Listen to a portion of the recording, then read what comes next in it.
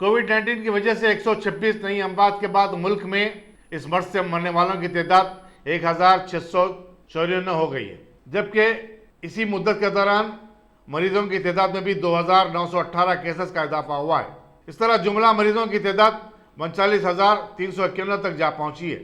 मरकजी वजारत सेहत के मुताबिक फिलवक्त 33,514 अफराद जेर इलाज हैं, जबकि 13,160 सेहतियाब हो चुके हैं। इसी तरह सेहतियाब होने वालों का फीसद 28.71% बताया गया है। मंगल की शाम से 111 अफराद फौत हुए हैं, इनमें से 49 का ताल्लुक गुजरात से है। अस्सलाम वालेकुम। IAD टुडे के खबरनामे में आपका खैर मकदम करते हैं। आइए बढ़ते हैं तफसीलात की तरफ। अगर आपने हमारे चैनल को सब्सक्राइब नहीं किया है तो आपको यहाँ सब्सक्राइब बटन दिख रहा है, उसे क्लिक करिए और सब्सक्राइब कीजिए और साथ ही साथ बेल आइकॉन को भी क्लिक करिएगा, जिससे कि आपको ताज़ा अपडेट मिलते रहे। सैकड़ों मजदूरों को लेकर एक खुसूसी ट्रेन आज लिंगमपल्ली से बिहार के लिए रवाना हुई। इस मौके पर हैदराबाद के mayor B Ram Mohan, GSMC commissioner Lokesh Kumar और पुलिस के आलादार भी मौजूद थे। वाज़ेह है कि रियासती हुकूमत ने अब तक झारखंड, उड़ीसा और बिहार के लिए खुसूसी ट्रेनें अपने खर्चे से रवाना कर चुकी है। चीफ मिनिस्टर के चंद्रशेखर राव ने कल काबीना के इजलास के बाद अखबारी नुमाइंदों से बातचीत करते हुए भी कहा था कि हुकूमत उनके सफ़र के अखराजात बर्दाश्त कर रही है। ताहम चीफ मिनिस्टर ने बैरूनी वर्कर से कहा कि वो ऐसे वक्त जबकि हालात मामूल पर आ रहे हैं और लॉकडाउन में बहुत सी रियायतें दी जा रही हैं, हैदराबाद में ही रुक जाएं। चीफ मिनिस्टर ने तवक्को जाहिर की कि तामीराती सरगर्मियों का बहुत जल्द अहिया अमल में आएगा। सैयदअलीगुड़े में एहतियाती तौर पर शहरियों की तरफ से लगा लिए गए तजदीदात को लेकर कुछ पड़ोसियों ने एक नौजवान पर हमला कर दिया। ये वाक़या कल रात पेश आया। मुतासरा नौजवान ने बताया कि उसने पुलिस इंस्पेक्टर की इजाज़त से ही अपनी गली को महसूर कर लिया था। मकामी रोडी शीटर शरीफ और उसके हामियों ने इंतजात को बर्खास्त कर दिया और उन पर हमला किया। पुलिस आसिफ नगर में सिलसिले में एक शिकायत दर्ज करवाई गई है और पुलिस मसरूफ़ पे तहकीकात है। नगर सैयदअलीगुड़ा में रहता हूँ। ये हमारी गली 5 फीट की है साहब। 5 फीट की गली में हम लोग बंद कर दिए, लॉकडाउन है बोल के। 1.5 महीना हो गया बंद करके कि वायरस है, वायरस का इधर उधर फैलता, हर कोई बंद कर रहे इधर से बोल के हम भी बंद कर दिए। ये रोडी शीटर है DSP शरीफ, वो पीछे की गली में रहता है। पीछे की गली में रह के ये गली खोलो, हमारे को आने जाने डिस्टर्ब हो रहा, हमारे को वो हो रहा। और सब उनके बच्चे हैं, उनके 20-25 बच्चे रहते हैं, उन लोगों के बाद बैठे हुए, उन लोगों को सबको डिस्टर्ब हो रहा यहाँ से आने जाने की बहस हो रही थी, चले आ रहे थे। आज ना हम वो सर्कल साहब से परमिशन लिए, सर्कल साहब से परमिशन लेके ठीक है जी, तुम्हारे घर में पेशेंट है ना, तुम लगा लो, 5 फीट की गली है ना, कोई टेंशन की बात नहीं है, तुम लगा सकते हो, वायरस का भी चल रहा ना बोल के सर्कल साहब परमिशन दिए। देने के बाद भी ना ये टॉर्चर है हमारे को पूरे, ये टॉर्चर फुल देने के, उसके साथ ना 20-25 बच्चे रहते सो रोज़ बैठे, वो पूरी टीम बना लेके आज पूरा आके लकड़ियाँ तोड़े। हम लोग जाके बोले लकड़ियाँ लेके तोड़ रहे भाई, बोले तो मारना शुरू कर दिया हमारे को। हर बार बोल रहा तुम लोगों को खोलो बोल के, ये समझ में नहीं आता बोल के आज मारना शुरू कर दिए। और ऐसा मारे पूरा ये इंजर्ड हो गया मेरा पैर। और ये पाइपा लेके आए, रॉडा लेके आए और एक तलवार निकाल के लाए साहब अंदर से। अगर वहाँ कैमरा है ना, तो अगर वो गली में कैमरा है, वो शरीफ के घर में भी कैमरा है, DSP शरीफ जो है रोडी शीटर, उसके घर में भी कैमरा है। अगर वो कैमरे में है तो कौन लटा लाए, कौन स्टिका लाए मालूम हो जाता साहब, कौन किसको मारे पूरा। अगर झूठ भी बोलेंगे ना तो भी मालूम हो जाएगा वहाँ पे सब। ये आसिफ नगर PS का रोडी शीटर है, ये पूरा जुल्म करके रखा हुआ है। हर बार हमारे से कुछ ना कुछ होते रहता इससे।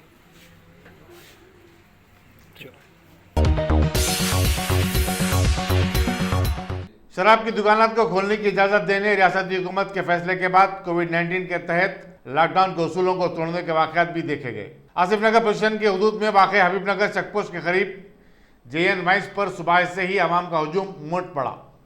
मर्द और ख़वातीन शराब की खरीदी के लिए एक दूसरे पर सबकत ले जाने की कोशिश कर रहे थे। मालिक दुकान समाजी फासले की बरकरारी की तलखीन और तरकीब देने में नाकाम दिखाई दिया। पुलिस भी बेबर नजर आ रही थी। हद तो यह कि कम उम्र लड़के को शराब खरीदते हुए यहाँ देखा गया।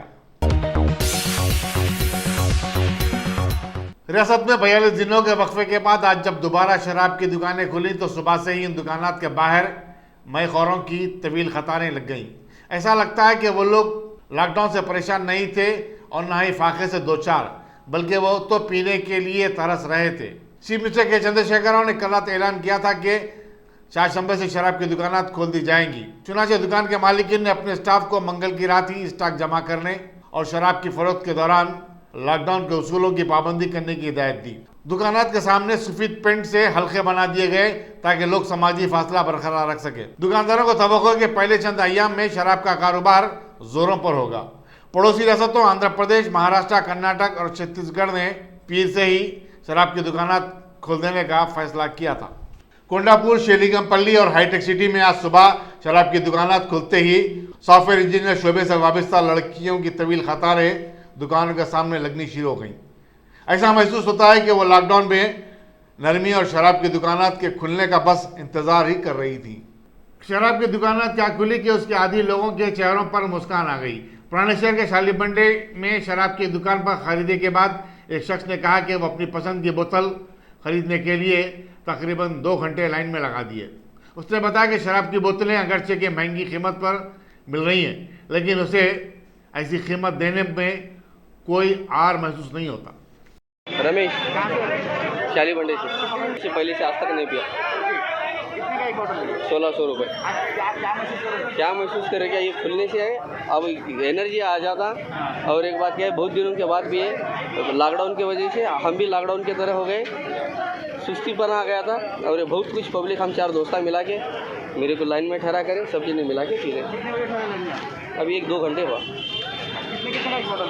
1600 रुपये। ये 1600 नहीं है, 800 रुपये। और ये कितने का है? रेट में कुछ बढ़ गया है क्या? हाँ, बढ़ गया।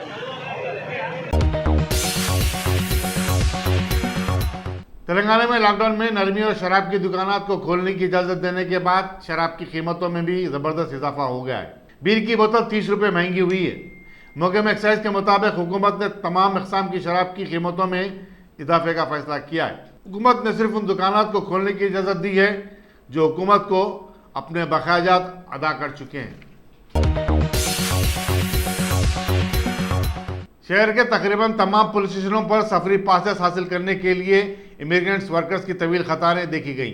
अपने अपने आबाई मकाम को जाने के ख्वाहिशमंद हजारों लोग करीबी पुलिस स्टेशन पहुंचकर अपने नाम दर्ज करवा रहे हैं और खुसूसी ट्रेनों में जगह की फराहमी की दरख्वास्तें दे रहे हैं। जुबली पुलिस स्टेशन पर महाराष्ट्र, उड़ीसा, उत्तर प्रदेश, मध्य प्रदेश और उत्तराखंड के हजारों लोग 5 से 6 घंटे सिर्फ अपनी दरखास्त जमा करने के लिए खड़े रहे। पुलिस का कहना है कि जिनके पासेस तैयार हो जाएंगे पुलिस उन्हें मैसेज के जरिए इत्तला देगी और वो ये पास हासिल करके अपने आबा मुकाम के लिए रवाना हो सकते हैं। श्रमिक खुसूसी ट्रेनों के लिए भी दरखास्तों में इजाफा हुआ है। हफ्ते से रियासती पुलिस ने 13,739 ई पासेस जारी किए। City police commissioner Anjani Kumar ने आज नारायणगढ़ में शराब की चंद दुकानात का मुआयना किया और वहां लोगों में समाजी फासले की बरकरारी और पुलिस के सिक्योरिटी इंतजाम का जायजा लिया। अखबारी नुमाइंदों से बातचीत करते हुए अंजनी कुमार ने बताया कि शहर में 178 शराब की दुकानात खोली गई हैं और पुलिस इन दुकानात पर लॉकडाउन के कवायद पर सख्ती के साथ अमल करवा रही है। पुलिस कमिश्नर ने आवाम से अपील की कि वो कतारों में फासला बरकरार रखें और अपनी बारी का इंतजार करें। उन्होंने कहा कि वो इस बात का भी ख्याल रखेंगे कि शराब की दुकानात पर कोई लड़ाई झगड़ा ना हो। From today, after a gap of almost 7 weeks, the liquor shops have opened in Hyderabad city and Telangana state. In Hyderabad city, roughly about 178 shops are there. And the beauty of Hyderabad city citizens is that you can see at all the places, they are showing excellent quality of self-discipline, self-restraint, and they are maintaining social distance. Right from morning 7 o'clock, our police department, all the officers, SHO, ACP, Sector SI, all the constables, they are marking, they are putting white mark at all the places so that on either side of the shop, on the left side and on the right side, there is a 4 to 5 feet gap between two customers. There are some places where the lines are very big also, but all those places also everywhere social distancing is being followed. That is called the discipline of Hyderabad. Our Honorable Chief Minister yesterday in the press meet had made it very clear that compared to the national average, both discharge rate is very good in Hyderabad. our percentage is better. Our fatality rate is also less than national average. So when we compare Hyderabad and Telangana with cities like Bombay, Delhi and other big places, performance of Telangana state and Hyderabad city is much better. All these things is happening with full active support of all the community, all the citizens, and next 15-20 days similar restraint is required, and I am sure with collaboration of common public we are going to defeat this virus. Thank you. Lockdown के चौथे मरहले के आगाज के बावजूद रियासत में अवामी transport का निज़ाम मअतल है। हालांकि मरकजी हुकूमत ने ग्रीन जोन में बसों को चलाने की इजाज़त दे दी है।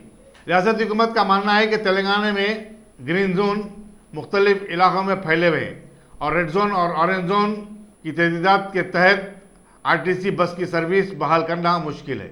चीफ मिनिस्टर ने बताया कि 15 मई के बाद आरटीसी बस सर्विस की बहाली पर गौर किया जा सकता है। मौके में सेहत को तवक्को है कि जब तक मजीद ऑरेंज जोन ग्रीन जोन में तब्दील हो जाएंगे। ऑटो रिक्शाओं को सिर्फ ग्रीन जोन में चलाने की इजाज़त दी जा रही है, जबकि कैब्स को ग्रीन और ऑरेंज जोन में चलाने की आज़ादी है। मजीद बचाव तहरीक के तर्जुमान अमजदुल्ला खान खालिद ने रियासत में लॉकडाउन की चौथी तोसी को गैर मनसूबाबंद और नाक़ाबिल अंदेश इक़दाम करार दिया। उन्होंने मीडिया से बातचीत करते हुए कहा कि चीफ मिनिस्टर ने गुज़िश्ता 52 दिन के दौरान सिर्फ एक ही मरतबा लॉकडाउन से परेशान हाल लोगों को राहत दी, जबकि उन्होंने सफ़ेद कार्ड ग्रिंदों को 12 किलो चावल और 1500 रुपये की रकम देने का ऐलान किया। उन्होंने सवाल किया कि क्या ये सारी चीज़ें 2 महीने के लिए काफ़ी हो सकती हैं। अमजदुल्ला खान खालिद ने कहा कि लोग फाका कशी से परेशान हैं। चीफ मिनिस्टर ने दूसरी तरफ शराब की दुकानात को खोलने की हिदायत दे दी है। उन्होंने बताया कि आइमा मज़ीन के मशारे की रकम गुज़िश्ता 6 माह से रुकी हुई है। हुकूमत को चाहिए कि रमज़ान मुबारक के इस मुक़द्दस महीने में इसको जारी करते हुए आइमा और मज़ीनों की मदद के लिए आगे आए। अब इशू ये है कि आज हमारे चीफ मिनिस्टर KCR साहब लॉकडाउन का एक्सटेंशन की बात की हैं और उसको जून 3 तक बोलकर कोई पक्की अभी खबर नहीं आई है कि कहीं बोले जून 3 और कहीं बोल रही कि मई 30 तक रहेंगे लॉकडाउन बोल के। खैर जो भी है, अब इसमें यह है कि बग़ैर किसी प्लानिंग के ये लॉकडाउन को एक्सटेंशन करते जा रहे हैं लोग। कुछ दिन पहले सेंट्रल गवर्नमेंट का जब स्टेटमेंट आया था कि जो माइग्रेंट लेबर्स हैं और जो टूरिस्ट हैं जो फंसे हुए हैं हम उनको जाने की इजाज़त दे सकते हैं। कर्नाटका रियासत में जो है 19 IAS IPS ऑफिसर्स को अपॉइंट करें हैं। हर स्टेट के जो कर्नाटका के लोग बाहर फंसे हुए हैं और बाहर के लोग जो कर्नाटका में फंसे हुए हैं, हर स्टेट के लिए एक IAS एक IPS ऑफिसर को रखा गया है। लेकिन हमारे आंध्रा और तेलंगाना गवर्नमेंट में ऐसी कोई पॉलिसी नहीं डिक्लेयर की गई है। खाली अखबारी बयानात आ रहे हैं कि रोज़ाना इतने ट्रेन चलेंगे, रोज़ाना उतने ट्रेन चलेंगे, लेकिन ट्रेन तो नहीं चल रही हैं। बल्कि हम देख रहे हैं कि मुख्तलिफ़ तेलंगाना के मुख्तलिफ़ इलाक़ों से लेबर जो है पैदल पैदल अपने गाँवों को जा रही, कोई UP जा रहा, कोई बिहार जा रहा। तो इसमें जो है ये केसेस अब बढ़ने के इम्कानात है। जो लेबर रोड पे चल रहा, लेबर बाहर फिर रहा, एक को एक इंटरेक्शन हो रहा, सोशल डिस्टेंसिंग नहीं मेंटेन हो रही, उसमें एक चीज़ है।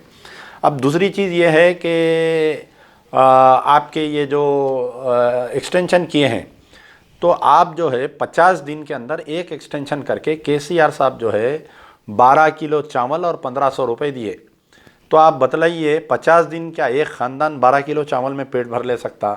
आप बताइए क्या 1500 रुपये में इसका नेक्स्ट इम्प्लीमेंट करना कि और मजीद 12 किलो चावल या 15 किलो चावल और मजीद 1500 रुपये एक एक को देने की CM साहब आज हम उम्मीद कर रहे थे कि CM साहब उसका ऐलान करेंगे। दूसरी चीज़ यह है कि पिछले 6 महीने से मौज़िन और आपके इमामों को मस्जिद के तनख्वाह नहीं दिए गए हैं। तो तकरीबन जो है रमज़ान में ये मौज़िन और इमाम जो होते हैं उनका रमज़ान में साल तमाम का कुछ पैसे जमा कर लेते हैं बेचारे। तो एक तो 6 महीने से तनख्वाह नहीं मिली, फिर मसाजिद को आप नमाज बंद है कि कोई लोग जा रहे नहीं, कोई खैर खैरात कर रहे नहीं, ये कम्युनिटी भी बहुत ज़्यादा मुतासिर है। तो हम चीफ मिनिस्टर साहब से उम्मीद करते हैं कि जो मौज़िन और इमामों की जो तनख्वाह पिछले 6 महीने की जो रुकी हुई है उसको इमीडिएट दे दीजिए। वो जो इफ्तार के दावतां करने के लिए हर मस्जिद को 1-1 लाख रुपए रखे थे, वो मस्जिद की कमेटी को आप पैसे दे दीजिए ताकि मौज़िन, इमाम और जो मस्जिद में जो मुस्तहिक़ीन हैं उनको वो पैसे डायरेक्ट उनके अकाउंट में दे सकते या उनको कुछ दे सकते बोल के।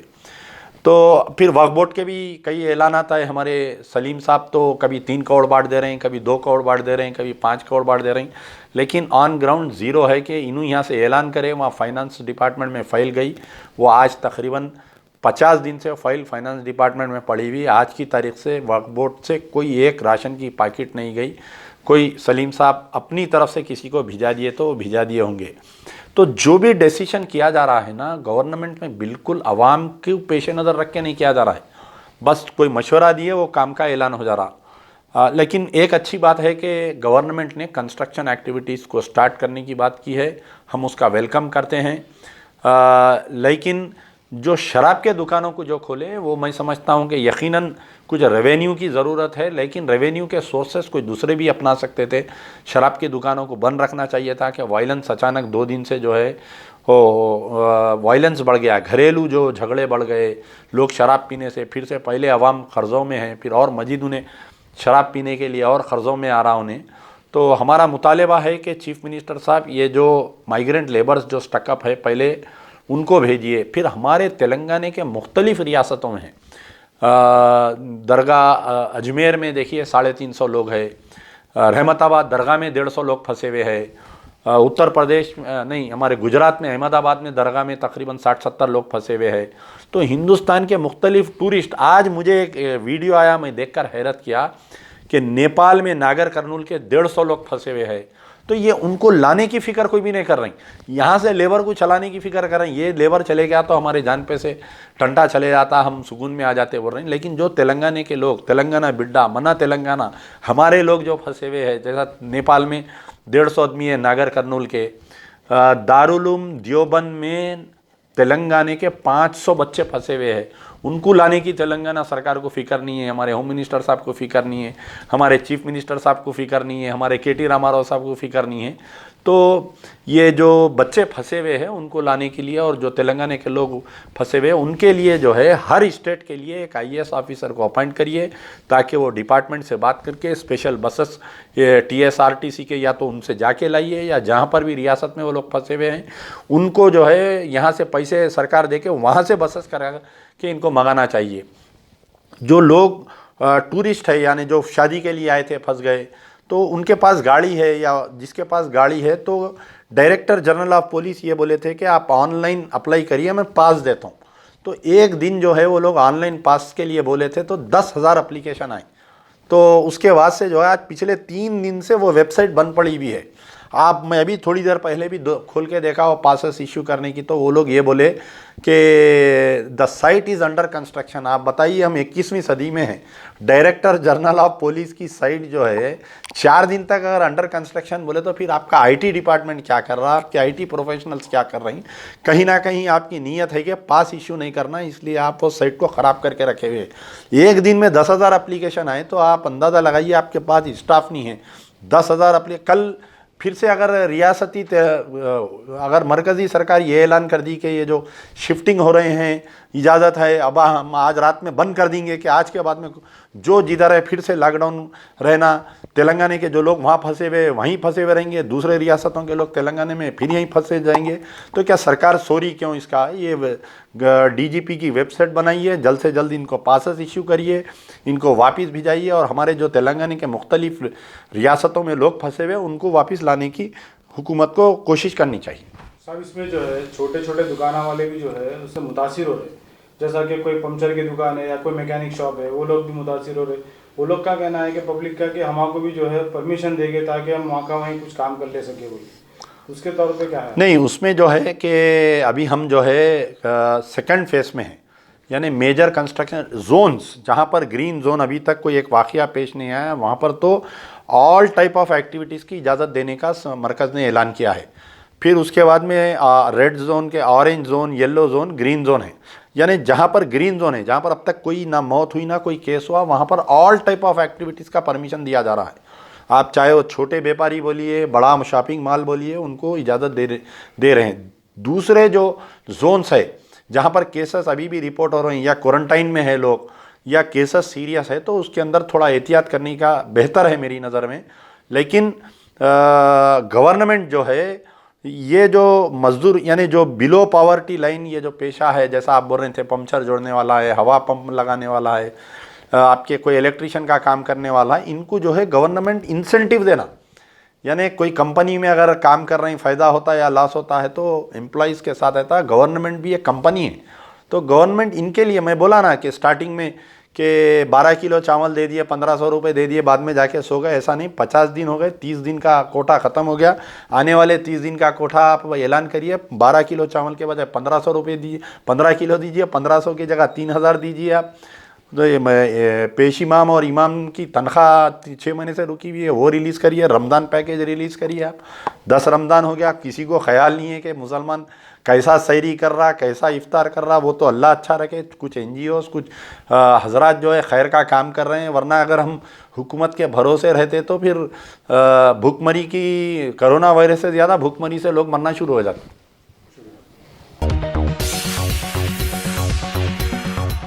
रियासती वज़रा श्रीनिवास गौड़ और सी मल्ला रेड्डी ने आज घटकेसर में खून की हत्या के एक कैंप का अफ्ताह किया। TRS के कारगुजार सदर KT रामाराव की हिदायत पर यह कैंप चैतन्य यूथ वेलफेयर सोसाइटी ने मुनक़िद किया था। इस मौके पर जिला परिषद के चेयरमैन S चंद्र रेड्डी के अलावा सुदर्शन रेड्डी और दूसरे भी मौजूद थे। घटकेसरी गौड़ संघం ఆధ్వర్యంలో మా పెద్దలందరూ కూడా, మా కుల పెద్దలందరూ కూడా దాదాపు 45 రోజులుగా ఈ ప్రాంతంలో ఉన్నటువంటి నిరుపేదలకు, ముఖ్యంగా కార్మికులకు, అన్ని రకాల ప్రజలకు 45 రోజులుగా రోజు 600 మందికి 1000 మందికి భోజనాలు పెట్టి, లాక్డౌన్ సందర్భంగా ఏ కార్మికుడు కూడా ఆకలితో ఉండొద్దని చెప్పి వాళ్ళందరూ కూడా కష్టపడి ఇలా రక్తదానం కూడా చేయాలని చెప్పి మా KTR గారు, మా కార్యనిర్వాహక అధ్యక్షుడు గారు చెప్పిన పిలుపు మేరకు రక్తదానం కూడా చేయాలని చెప్పి పెద్ద ఎత్తున మా మల్లెడ్డి అన్నను, మా మంత్రి గారిని మమ్మల్ని పిలిచి ఈరోజు కార్యక్రమం నిర్వహించినందుకు ఆ పెద్దలందరూ కూడా హృదయపూర్వకంగా, మా నారాయణ గౌడ్ గారికి, మా లక్ష్మణ్ గౌడ్ గారికి, మా శ్రీనివాస్ గౌడ్, అందరికీ పెద్దలందరికీ హృదయపూర్వకమైనటువంటి ధన్యవాదాలు. సమాజంలో సేవ చేయడానికి ఈ కరోనా సమయంలో ఒక మంచి అరుదైన అవకాశంగా భావించాల్సిన అవసరం ఉంది. ప్రతి సంఘం కూడా వీరిని ఆదర్శంగా తీసుకొని సాయం చేయాలి.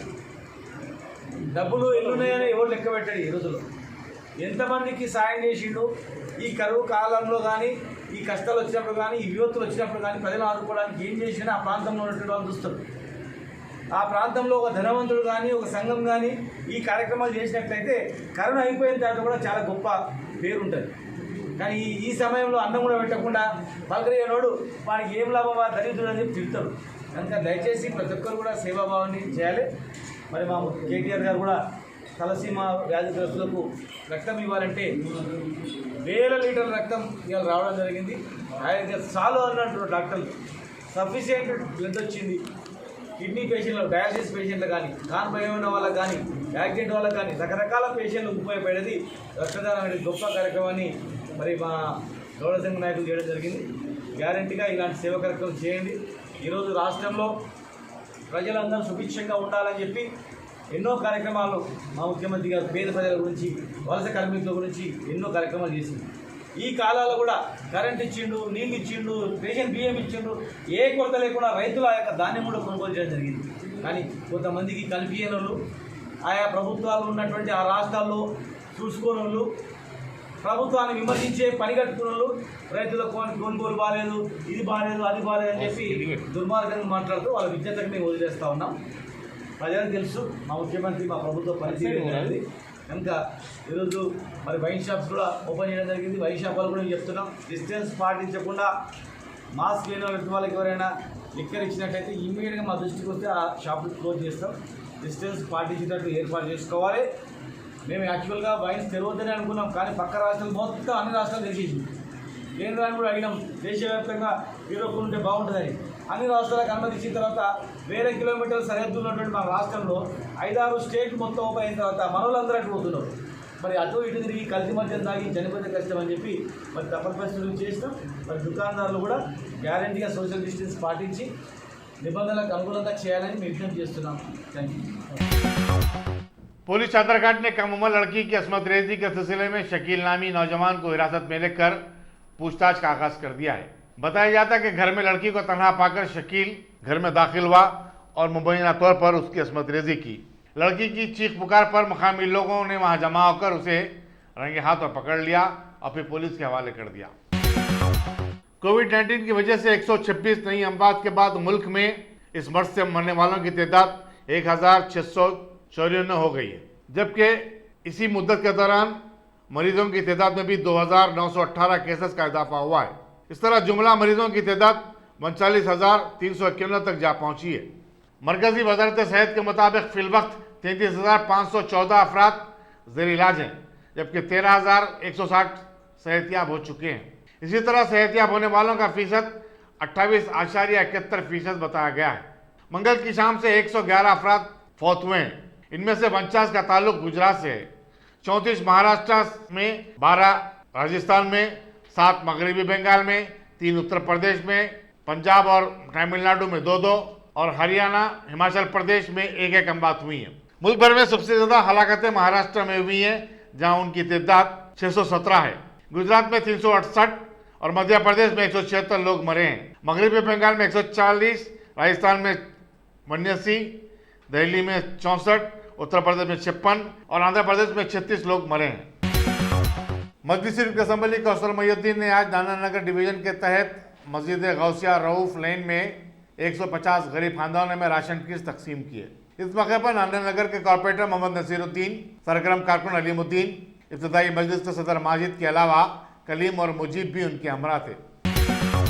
सदर सिराजुल उलमा अकेडमी मौलाना मोहम्मद नईमुद्दीन उसामी आदिल ने मुसलमानों से अपील की कि वो माह सियाम की बरकतों से फ़ायदा उठाएं और हर लम्हा नेक कामों में गुजारते हुए अल्लाह की खुशनुदी हासिल करने की कोशिश करें। अपने एक बयान में उन्होंने रियासती हुकूमत की तरफ से लॉकडाउन में तोसी के फैसले का खैरमकदम किया और कहा कि उस वक्त तक जब तक इस मर्ज पर मुकम्मल काबू न पाया जाए, लॉकडाउन में कोई नरमी न दी जाए। मौलाना नईमुद्दीन ने मुसलमानों से इस मरतबा ईद भी सादगी से मनाने की अपील की। बिस्मिल्लाहिर्रहमानिर्रहीम, नहमदुहु व नुसल्ली अला रसूलिल करीम। नाज़रीन किराम, अल्लाह का फजल है कि हम अब रमज़ान शरीफ के दूसरे दहे में कदम रखे हैं।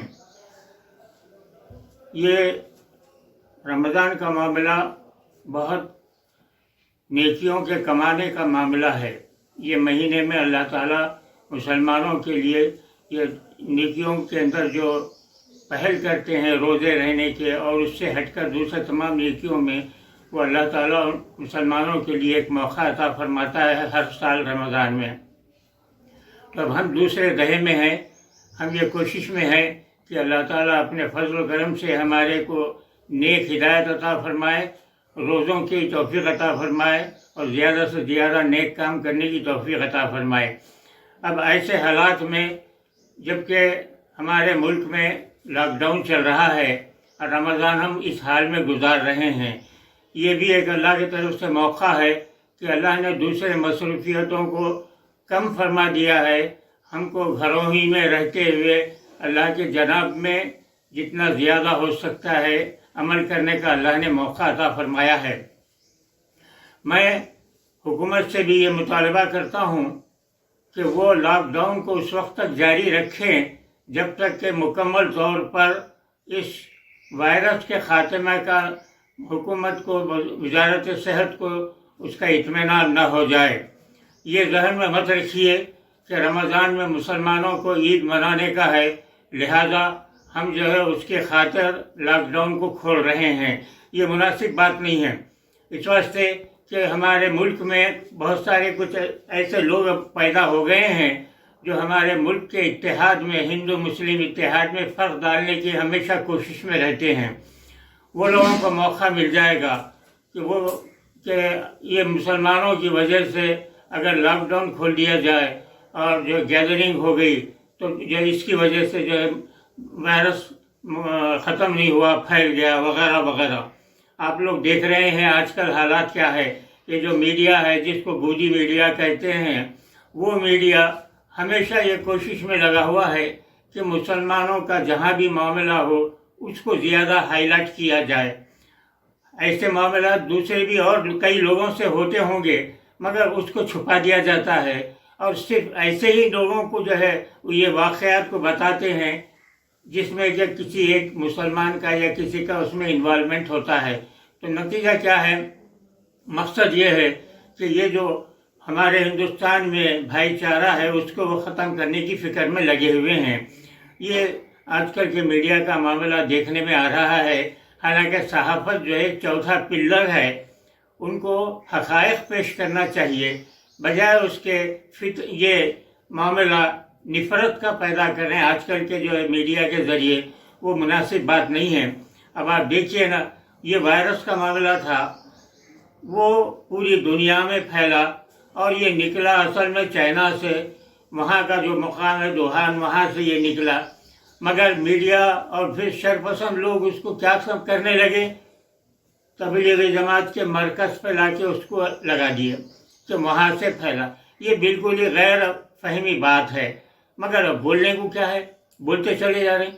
झूठ के बारे में है कि इतनी बार बोलो कि सुनने वाला उसको सच समझने लगे, वो किस्सा हो रहा है।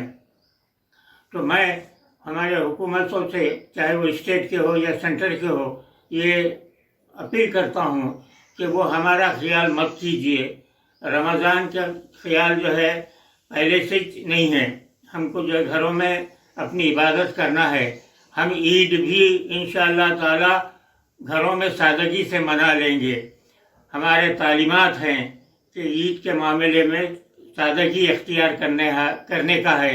हमारे असलाफ के कई वाक़यात हैं, सादगी के साथ ईद को मनाते हैं। तो ये फिक्र मत कीजिए कि ईद की खातिर हम जो है लॉकडाउन खोले। अब उसके नतीजे में जो है शरपसंद लोगों को, ख़ास तौर पे बीजेपी के वो लोग जो इसमें बहुत ज़्यादा जहरीला जहन रखते हैं, जैसा कि हाल में आप देख रहे हैं कि एक MLA साहब जो ऐलान कर रहे हैं कि ये मुसलमान तरकारी बेचने वालों से तरकारी न खरीदें। क्या मतलब है इसका?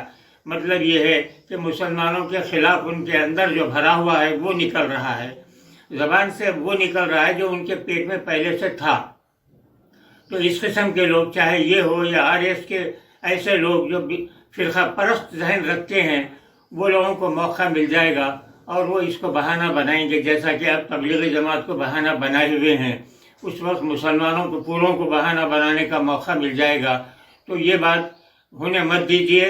हुकूमतों से भी मेरी अपील है कि वो लॉकडाउन को जारी रखिए उस वक्त तक जब तक कि इस पर कंट्रोल न हो जाए, और ये जहन में मत रखिए कि इससे मुसलमानों को जो है घरों में बंद होने से ईद नहीं मना सकेंगे। इस वास्ते हम खोल रहे हैं, उनकी शॉपिंग का ख्याल करते हुए खोल रहे हैं। कोई ज़रूरी नहीं है शॉपिंग, ना कोई ज़रूरी है कि शान और शौकत ईद के अंदर बताएं। सादगी से मनाना हमारा इस्लामी तरीक़ा है।